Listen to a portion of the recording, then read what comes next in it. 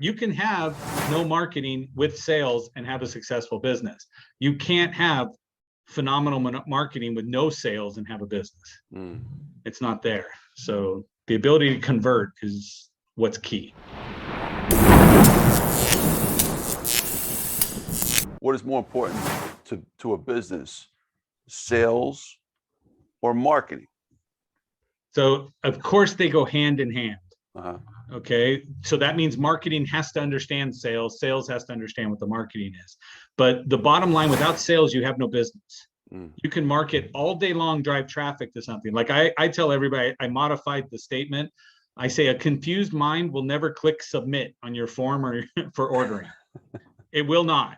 Okay, so you can market all day long, but if there is nothing that comes out of it, you're done. There's companies that don't spend $1 on marketing and sell a whole bunch because the reputation of them doing business correctly is what goes out there.